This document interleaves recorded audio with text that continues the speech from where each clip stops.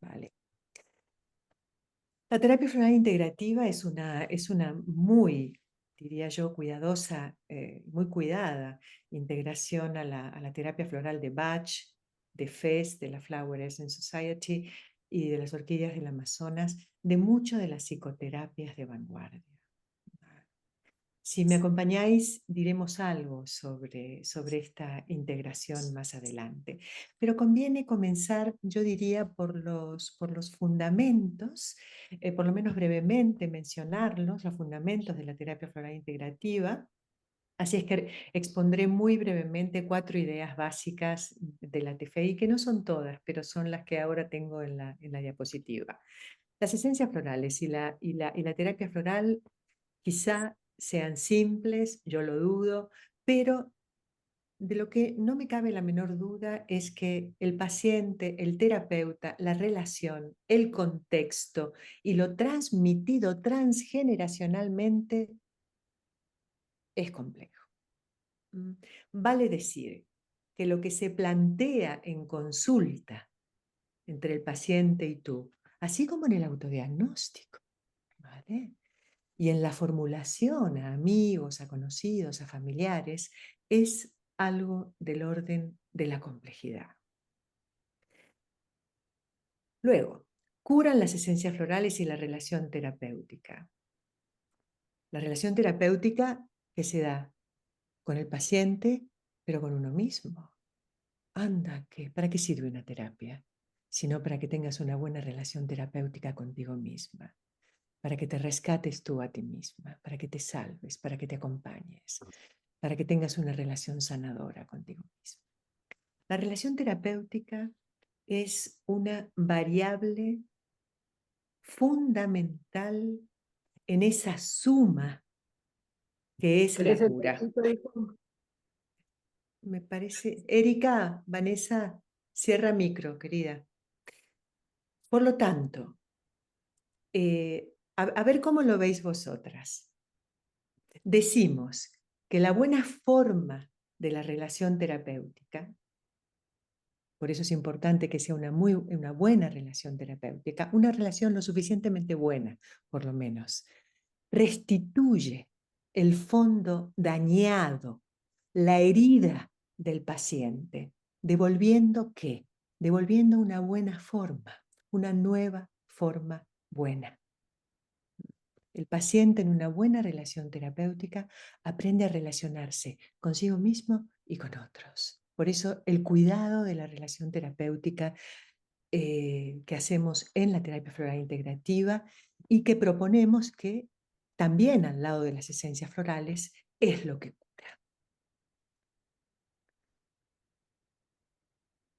Agreguemos, por supuesto, que la relación terapéutica no idealicemos, puede verse atravesada y se ve atravesada por un sinnúmero de dificultades que habremos de aprender a subsanar.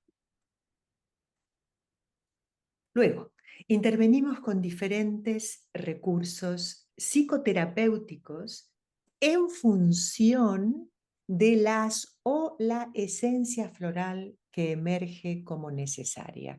Es decir, aparece Centauri en el campo Centauri, Centaura en el campo de la relación, en el diálogo, una persona con indicadores de sometimiento, de sumisión, y esto marca un tema a tratar con la paciente. Un tema en el que entrar, ahondar y formular y reorientar y asignar algún tipo de sentido diferente. ¿Y cuál es ese tema? ¿Cuáles son esos temas? La sumisión, el sometimiento. Por eso decimos que intervenimos con diferentes recursos psicoterapéuticos en función de la esencia que emerge como necesaria.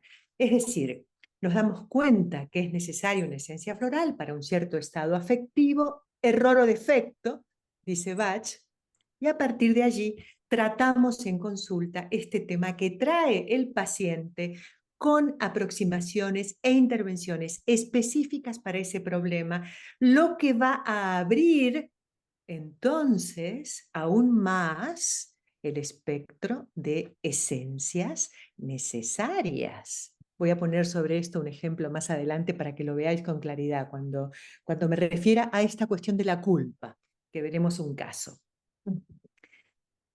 Decíamos que aprendemos sobre aproximaciones e intervenciones específicas. Y digo específicas porque es muy distinto el procedimiento cuando estamos ante un indicador olivo, que es una esencia para el agotamiento, es diferente nuestro modo de intervención, a que si estamos ante una paciente o un paciente que presenta un indicador cerato, una esencia, la ceratostigma o cerato, una esencia para la dificultad de orientarme a mí misma en el marco de los desafíos cotidianos. Cerato no se tiene a sí misma para poder indicarse por ahí, ve por ahí. Demasiada duda de sí misma. Entonces, hoy nos vamos a aproximar a pensar, como os dije antes, algún tipo de intervención específica, en este caso la culpa. Y una vez que emerge, que nos damos cuenta de cuál es la esencia,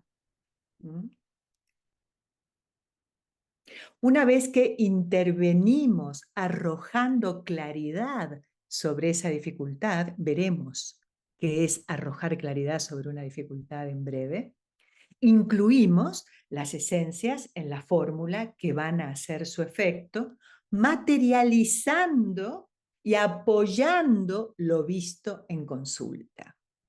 Por eso hay un previo antes de tomar la esencia floral. Hay un previo. Vas a tomar una esencia floral para esto que nos hemos estado aproximando en la consulta, sobre lo que hemos estado conversando en consulta. ¿Vale?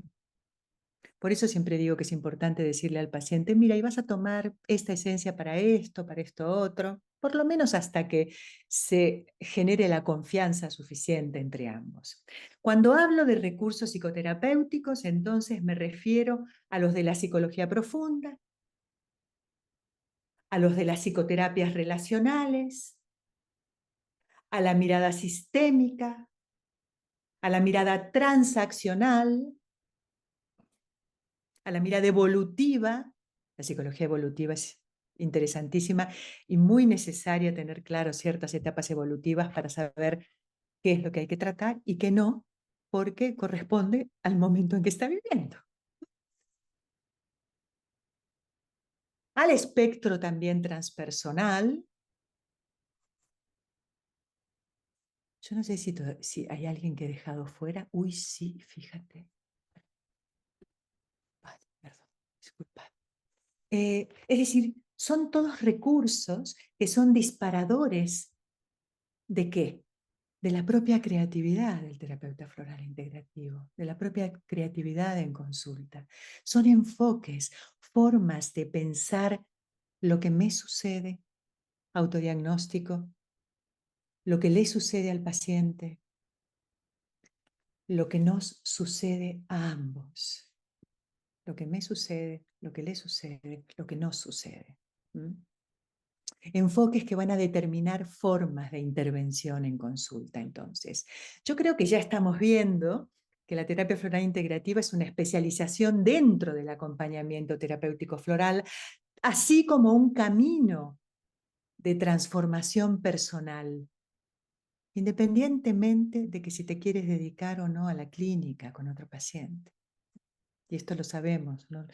Las tutoras, por ejemplo, de la formación TFI, ¿no es cierto, Paulina? Sabemos perfectamente lo que es esta formación, lo que significa para tantas personas, ¿no? Vale. Independientemente de que se dediquen o no a la clínica.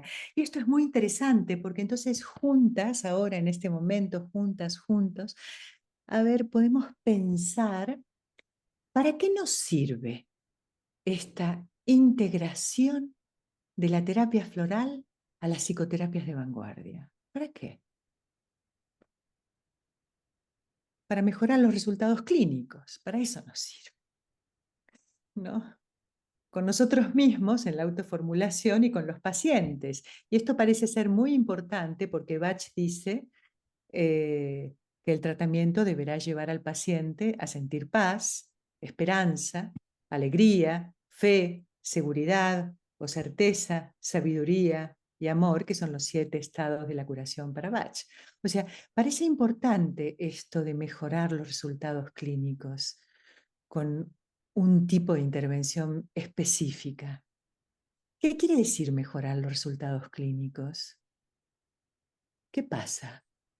Entonces, ¿son mejorables los resultados clínicos más allá de lo sugerido por Bach en su método simple de diagnóstico que dice, tengo miedo, tomo mímulo? ¿Se puede mejorar eso?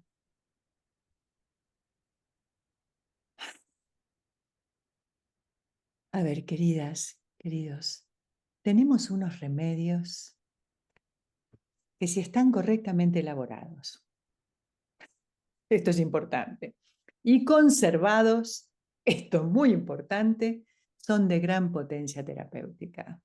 ¿Mm? Entonces, claro que yo puedo decir como Bach, tengo miedo, voy y tomo mímulo. Para eso es el botiquín en casa del que nos hablaba Paulina. Sí.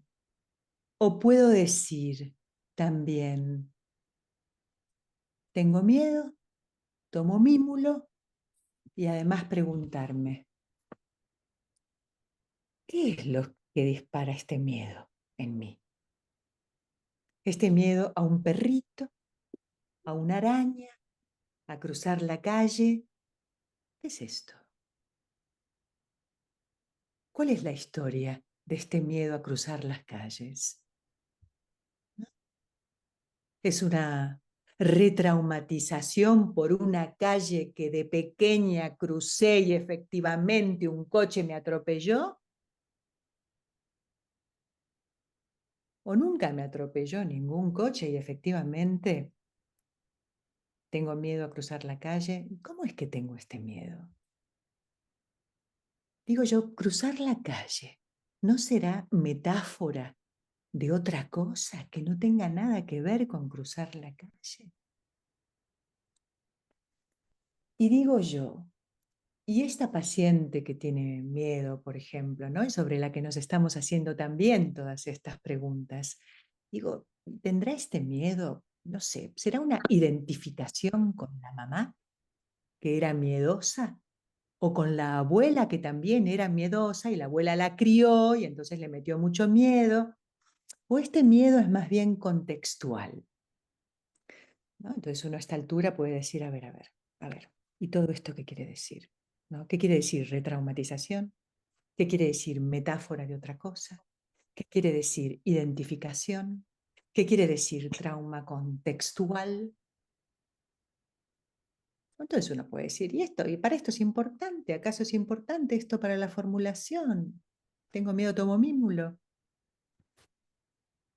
Es importante para formular si se trata de una retraumatización, si se trata de una cuestión contextual, si se trata de una identificación. Es importante para la formulación hacer una buena fórmula y así mejorar los resultados clínicos.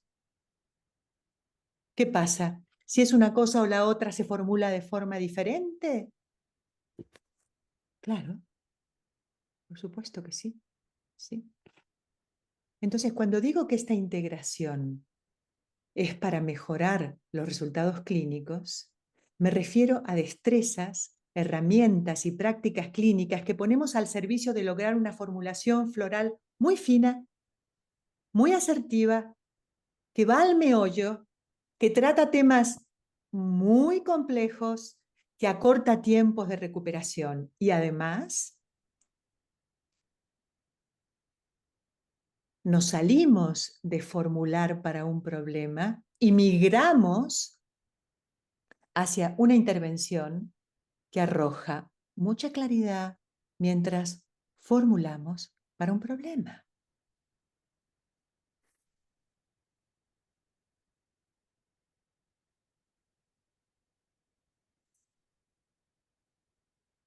Entonces, puedo sentir la curiosidad necesaria para aprender un saber sobre esta complejidad psíquica, puesto que trabajo con remedios estupendos que sanan las dificultades que le son propias y que ningún otro remedio que existe sana, puedo profundizar en la culpa, puedo profundizar en el miedo, puedo profundizar en la vergüenza, puedo profundizar en el trauma, puedo profundizar en los diferentes tipos de trauma, puedo profundizar en la soberbia, en el orgullo, puedo, ya que tengo estos remedios, ¿no? Puedo aprender qué curan y cómo. Entonces, supongamos que ya sabes de esencias florales. Vamos a suponer que ya sabes de esencias florales. Eh, los micros, querida, por favor, chequead. A ver si hay. Voy a tener que chequear.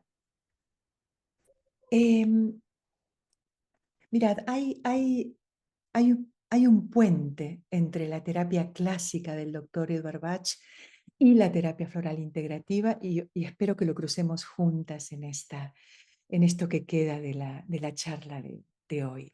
Y cruzar juntas comprender que Bach fue un hombre de su época, todos lo somos, el contexto nos moldea, nos modela, un hombre que avanzó más que la mayoría de los de su tiempo, pero no se le puede pedir a un hombre que lo haga todo, ni pensar que hasta dónde llegó es hasta donde se puede llegar en la comprensión de un ser humano para construir una fórmula asertiva con no solamente las flores de Bach, sino también con flores de otros sistemas.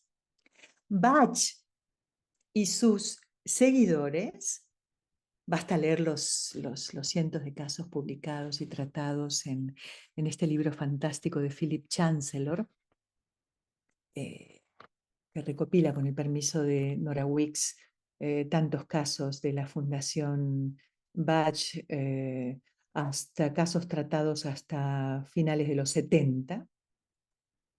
Si leemos estos casos, los seguidores de Bach escuchan y tratan a sus pacientes hasta donde Bach llegó, y llegó lejos. Bach nos invita a ir hacia la causa de la enfermedad. Y, y os voy a pedir una especial atención a esto que voy a decir, porque me estoy metiendo con el doctor Edward Bach en este momento. Bach nos invita a ir hacia la causa de la enfermedad. Y esto ya es un salto cuantitativo y cualitativo, porque cuando el síntoma afectivo, queridas, los afectos se transforman en síntomas orgánicos, allí hay mucha cristalización y los pacientes quedan como en una zona de confort, ¿no? Hacen una especie de hipocondria funcional, que no quiere decir que sean hipocondríacos, ¿no? Van de médico en médico en médico y cada médico le da una pastilla. Y esto es generado por los propios médicos que toman el síntoma en sí mismo sin ninguna pregunta. Cuando alguien armó su historia con los síntomas físicos, dar la vuelta a eso es difícil, es difícil. ¿Y Bach hizo esto? Sí.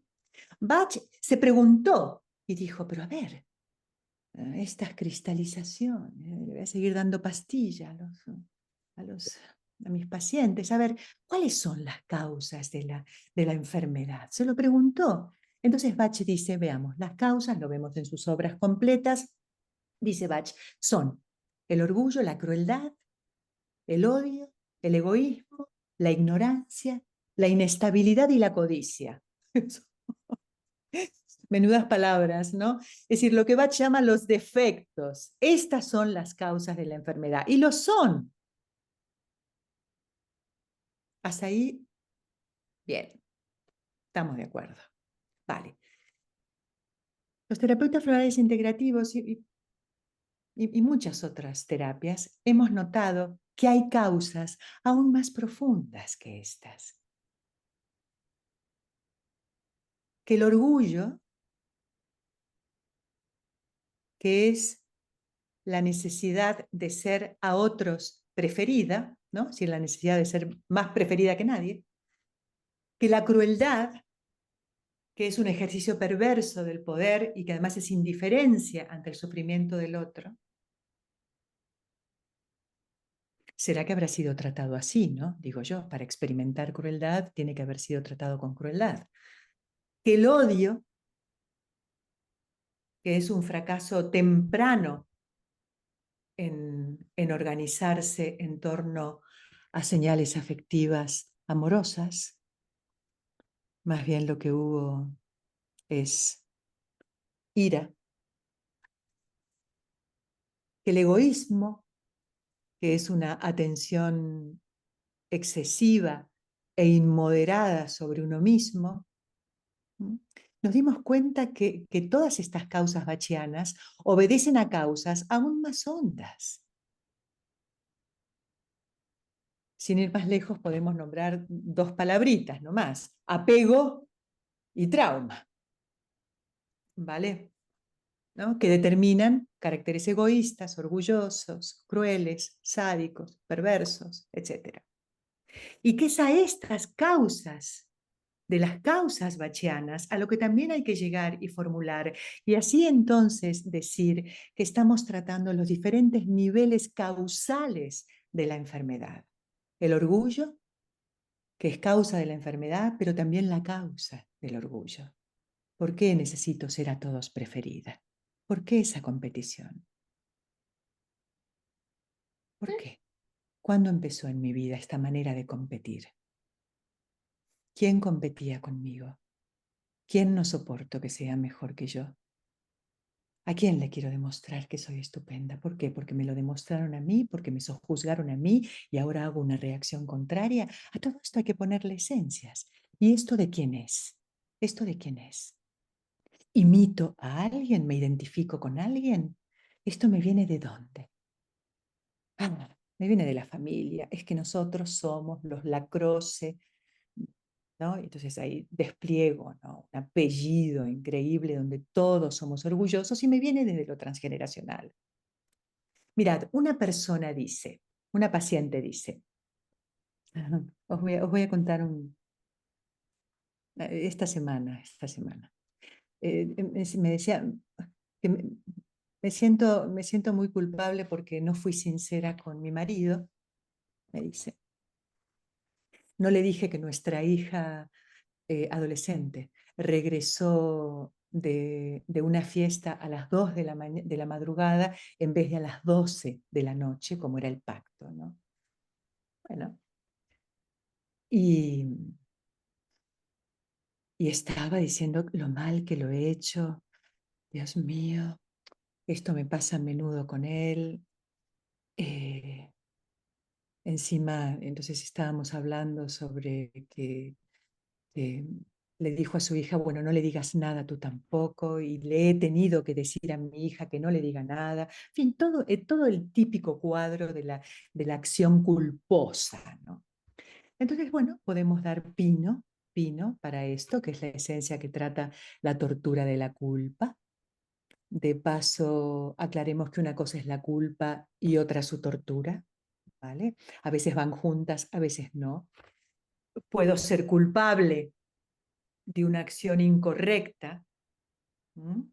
Y torturarme con ello.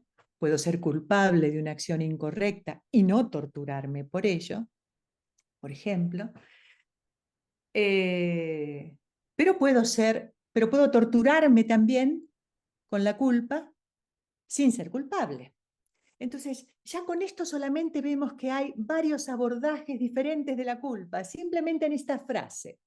Entonces, yo estaba ante una paciente que es efectivamente culpable de haber engañado a su marido y para ello le damos pino. Y seguramente le diremos a nuestra paciente, a quien conocemos, que su sentimiento de culpa es un rasgo distintivo de ella, que también le sucede con su madre, que también te pasa con tus compañeros de oficina, ¿no? Y ella va a estar de acuerdo con esto. y damos un frasco de pino para sus torturantes sentimientos de culpa, ¿no? Una autotortura en este caso, un autocastigo. Es que la culpa pide castigo, chicas.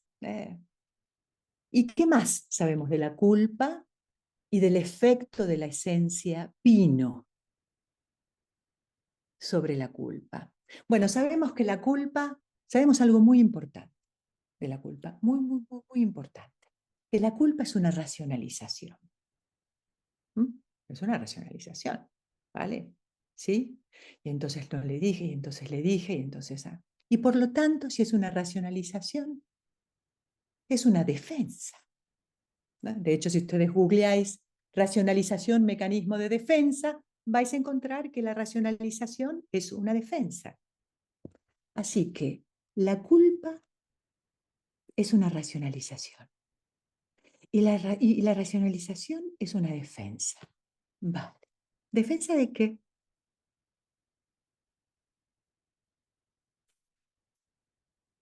¿No? Aquí estoy defendiéndome, ¿no? ¿Defensa de qué? De todo lo que sucede aquí, ¿no? Aquí, de todo lo que sucede por aquí. Y estoy segura que con la esencia Pino, este exceso de autorreproche va a disminuir. Estoy segurísima, lo sé. Nada trata mejor la tortura de la culpa que Pino. No sé cómo lo hacen, ¿eh? Yo no sé todavía cómo funciona la esencia floral. Yo tendría que ver un trabajo científico, de verdad os lo digo, para poder comprender sin lugar a dudas de cómo es que trabaja esto. Eh, pero lo trata, ¿no? Pero pacifica el run run, ¿no? Un run run que de ser mucho más grave tendríamos que recurrir a antidepresivos, por ejemplo, ¿no? O correría peligro nuestra vida o la vida de la paciente. Entonces, digo la vida de la paciente porque ya sabemos que la culpa pide castigo, lo hemos dicho, y a veces el castigo es la propia muerte. ¿Mm? Esto lo sabemos todos los que estamos aquí, lo que hemos tomado pino, sabemos que esta tortura baja. Pero también podemos estimar que dentro de un tiempo se repetirá este sentimiento. La culpa no se va de un día para el otro. La culpa arranca, decía Freud, allá por los 7 años. Ahora ya sabemos que antes, 4 o 5 años, y podemos invitar a nuestra paciente nuevamente, eh, hemos vivido 50 años con culpa, tomando un bote de pino, 2 botes de pino, 3 botes de pino, no será tan rápido que se nos vaya todo este sentimiento torturante de culpa, ¿no? O el experimentar culpa. Pero podemos invitar a nuestra paciente a, a pensar, a destrapar, pensar qué es esto de su culpa para destrabar esta insistencia en producirse este malestar de la culpa que sucede cada vez que se topa con qué. ¿Con qué? Yo experimento culpa cada vez que me pasa qué. Cada vez que te pasa qué, experimentas culpa tú. Piénsalo. Venga, 15 segundos. Yo me siento culpable cada vez que... Mm. Podemos decirle al paciente, a la paciente, ¿no? Oye, ¿te parece que veamos lo que hay aquí? ¿No? Y le explicamos, ¿no? Le explicamos. Y es muy importante aprender a explicarle al paciente, porque explicar tranquiliza. Los pacientes vienen muy intranquilos a consulta, no han aprendido a tranquilizarse porque no los han tranquilizado. Una de las maneras de tranquilizar a un niño es explicarle. Una de las maneras de tranquilizar a un bebé es haciendo presencia y acogiéndolo, ¿no? Entonces le explicamos, entonces le explico. Mira, le explico que la culpa, lo mismo que a ustedes, es una racionalización y que por lo tanto es una defensa de sentir, como todos los mecanismos de defensa. ¿Mecanismo qué es un mecanismo de defensa? ¿De qué se defiende? De sentir, te dice Google. ¿De sentir qué? Angustia. Mecanismo de defensa de la angustia, así se llama. ¿Cuál angustia? ¿Cuál angustia? No sé, está por verse en tu caso. Está por verse en tu caso, a ver, podemos verlo juntas, por ejemplo. ¿Sí? ¿Te parece? ¿Te parece, Marta? Queríamos juntas saber esto. Y además le continuamos explicándole, ¿no? Y a mí esto me parece apasionante, ¿no? Esto de explicar, y le explicamos que la culpa es una evitación, evito, es una interrupción del contacto auténtico contigo misma. Si evito lo que siento, pues si me defiendo de lo que siento, no estoy haciendo contacto conmigo misma, ¿no? Pero también es una evitación del otro.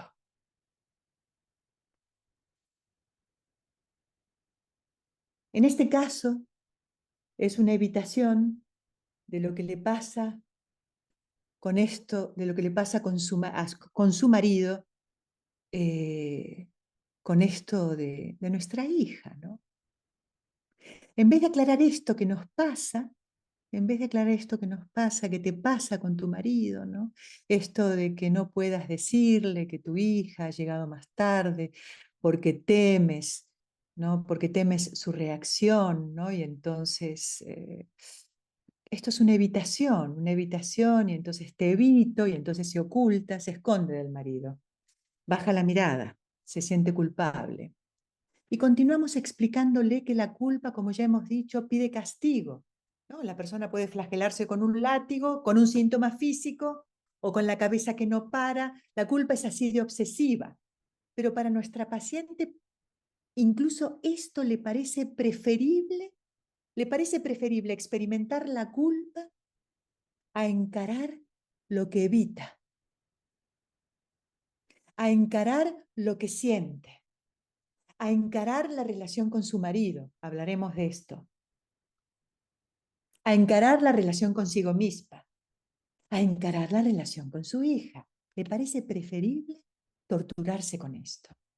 Pero en nuestro modelo de tratamiento de terapia floral integrativa, damos prioridad a ayudar al paciente a atender la lucha interna, ¿vale? Damos prioridad a esto y formulamos para ello. Entonces, a ver, Marta, ¿no? Uno puede pensar, ¿de qué angustia se defiende nuestra paciente con esta culpa? ¿Para qué problema suyo es la culpa una solución? O sea, ¿qué solucionas tú sintiendo culpa? ¿Qué no quieres sentir que prefieres sentir culpa? ¿Qué tapa con la culpa? ¿Qué pasa si siente lo que rehúsa sentir? ¿Cuál es el riesgo? Y así comenzamos a extendernos y a profundizar, ¿no? Para ir hacia la causa de los sentimientos de culpa, que si no arreglamos, va a continuar como las telenovelas estas, ¿no? Que nos atrapan un capítulo en otro, ¿no? Los culebrones. Más me vale conocer el mecanismo de producción de mi culpa, de la tuya, así como el de todos los desajustes que tratan las 38 esencias de Bach y las de Fez. Hay que llegar a los mecanismos de producción de eso que cada esencia trata. Así es que con la paciente nos ponemos a investigar qué pasa allí. Y le pregunto, ¿por qué tomó la decisión? ¿Por qué tomaste la decisión de no hablar sobre esto con tu marido? ¿No? Entonces ella me dice que si se lo llega a decir, hay drama, mucho drama en la casa, que su marido se pone como se ponía su papá, aparece el padre, como una fiera. Resulta ser que el marido cada vez que se enfada da una patada a alguna puerta, ataca verbalmente a su hija, la hija se va a llorar, desesperadamente además a su cuarto, y además el marido le dice, gritando a nuestra paciente, que lo está desautorizando ante la hija. Bueno, Yo le digo sorprendida que veo que tiene buenos motivos para no decirlo, ¿no? Para no comentarle al marido que su hija llegó tarde. Y que aquí pasan muchas cosas. Que si le parece importante dedicar un tiempo, que no sabemos cuánto tiempo será, para ver juntas qué está sucediendo aquí. Qué está sucediendo aquí con su marido, en la relación, sin ninguna otra presión que la de ver lo que está sucediendo. Y digo sin ninguna otra presión porque aquí no hay maltrato físico del que haya que salir corriendo. En este caso sí habría prisa.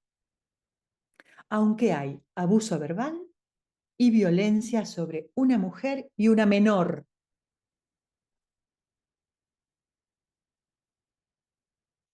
Entonces le digo que la autoridad es distinta al autoritarismo y la violencia, ¿no? Porque su marido la acusa de quitarle autoridad. Que lo que ella está evitando con esta actitud secretiva es una escalada de violencia y que la entiendo perfectamente. Que le tiene miedo al marido, lo entiendo perfectamente. Que con ese secreto y luego con la culpa por mantener ese secreto, ella está evitando que su marido ejerza una función de sometimiento a ella y a su hija. O sea, le entiendo. Vemos entonces por qué existe la culpa. Le asignamos un sentido. Prefieres la culpa porque así evitas la violencia. Pero que también está evitando un enfrentar juntos, ella y su marido, una situación insostenible para los tres, en la que una menor además está padeciendo maltrato. Entonces, este caso es muy interesante porque vemos aquí como los hijos terminan siendo las víctimas de una pareja que no puede plantear sus diferencias. Es un modo sacrificial. Los padres acaban comiéndose a sus hijos, ¿no? Como en el cuadro de Goya, ¿no? De Saturno, devorando a su hijo a escondidas de su mujer, de Rea, ¿no? Ahí lo vemos. O el sacrificio de Ifigenia, también. Así es que lo que estamos haciendo, lo que estoy haciendo, es prestarle mi mente. Lo que hacemos es prestarle nuestra mente a la paciente para que haga un camino de preguntas. Un camino de preguntas. Eso que no hacen los médicos, ¿no? En vez de preguntas hay pastillas, ¿no? Ese camino en este caso evidentemente choca con el marido. Por eso ella dice, estoy entre mi marido y mi hija, ¿no? La hija es una adolescente que, como todos en esta familia, actúan en vez de preguntarse y conversar. Pues la niña también actúa, también pasa al acto, ¿no? Rompe un pacto la niña, llega tarde. Pero la hija tampoco se pregunta por lo que sucede, al igual que su madre, que en vez de preguntarse algo siente culpa. O como su propio padre, el padre de nuestra paciente, que en vez de preguntarse pega patadas también a las puertas, como su marido. Aquí nadie se pregunta, nadie reflexiona. Si nuestra paciente pudiera entender la acción de su hija como una pregunta y a su propia culpa también como una pregunta, ¿qué me pasa? ¿Qué nos pasa? ¿Lo que le pasa a mi hija, qué será? Y planteársela al marido. Quizá, porque también depende del marido, quizá así podríamos evitar que una niña muera devorada por el conflicto interminable de sus padres, ¿vale? Y este es nuestro trabajo. Esto es lo que hacemos los TFIs, construir esos puentes con nuestras intervenciones y una formulación compleja.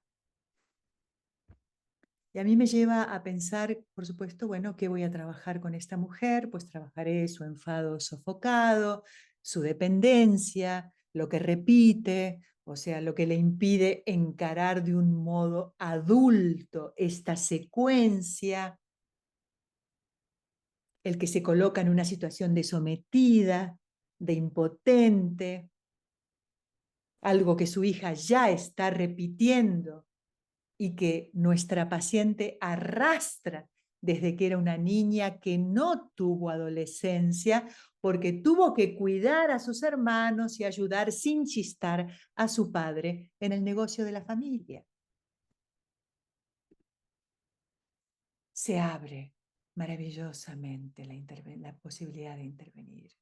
Estamos hablando de intervenciones extensas, profundas, productoras de verdaderas transformaciones. Y lo que era una fórmula, pine, vemos que se transforma en una fórmula que recoge lo manifiesto, lo latente, lo que está en la superficie y aparece Century, Pino, Mímulo, Rock Rose probablemente, Star of Bethlehem, Sunflower, Echinacia, y yo qué sé cuántas más, no sé, ya esto se va viendo.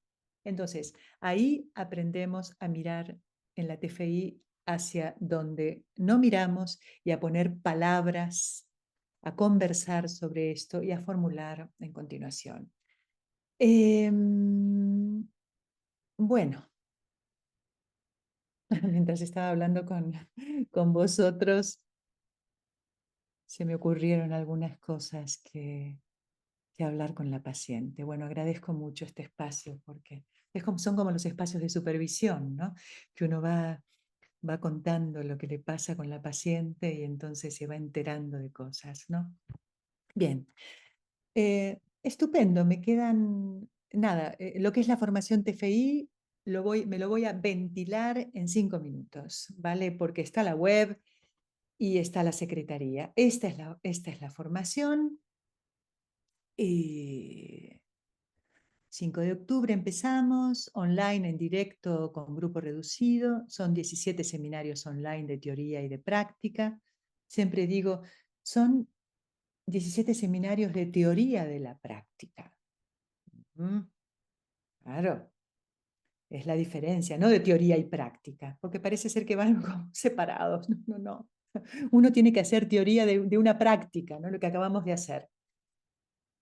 Hay prácticas entre alumnos online, los dosieres son inéditos, hay tutorías grupales e individuales, hay un espacio de clínica, es muy interesante el espacio de clínica. El espacio de clínica, bueno, después hablo de ello, hay un certificado. ¿Cuáles son los certificados? Grado 1 y grado 2. Grado 1, la titulación es especialización en terapia floral. Es un sábado mensual de 15 a 19 horas de España. Hay 11 tutorías, 5 de las cuales son conmigo y son tutorías clínicas, prácticas continuadas, revisión de casos de alumnas y alumnos, material de estudio y lectura. A mí me gusta mucho leer y estudiar y entonces paso mucho material de profundización y de lectura y yo creo que es muy buen material clínico. Y apoyo e información permanente al alumno vía WhatsApp y correo, ¿no? Esto es, la comunicación es fluida. El grado 2 es el espacio de clínica, que es el ingreso al programa de práctica profesional de la Escuela de Terapia Floral Integrativa, en donde aquí tratamos gratuitamente a personas que se comprometen a un proceso terapéutico floral integrativo, se comprometen durante un año, ¿vale? Entonces la práctica es intensa, hay supervisión, hay práctica, la práctica es clínica supervisada, ¿vale? O sea, técnica que vemos, técnicas de intervención, formulación floral avanzada, resolución de situaciones complejas, ¿no? Un espacio de terapia floral integrativa personal, 35 horas, vale decir que seas paciente, que transites por eso que tú quieres. Se aprende mucho en el proceso. Yo donde más he aprendido es con las personas que me han tratado. He sido paciente toda mi vida, siempre digo 34 años de como paciente, y es verdad, entre el psicoanálisis, la Gestalt, el psicodrama, sí, ¿vale? Y el trabajo, porque esto es un trabajo que mueve muchas cosas, ¿no? y luego, pues, inscripción gratuita en la comunidad de FEI. Bien, eh, damos seminarios muy interesantes. Es un seminario sobre trauma. No tiene que ver en absoluto, después me enteré, con las 5 heridas de no me acuerdo quién trabaja qué, Lice, no sé cuánto. No, no, no, no, no tiene que ver con esto, ¿vale? Es un enfoque desde la psicopatología y psicopatología gestáltica y psicopatología de la psicología profunda, ¿vale? O sea, es un enfoque mm, clínico y muy interesante.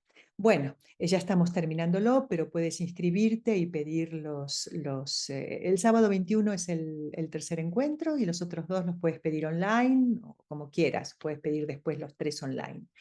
Y luego tenemos estas otras formaciones, práctico en flores de Bach a tu ritmo, también tutorizado, ¿vale? O sea, vídeos, dosieres, tutora. Sistema Floral de California, también a tu ritmo, tutorizado. Y las orquídeas del Amazonas, que la tutoría final es conmigo. Aquí son 3 fines, 3 módulos breves, esto se hace breve, esto es bastante largo, ¿no es cierto, Teresa, que el sistema de California es extenso? Pero es interesantísimo. ¿A que sí? Muy bien.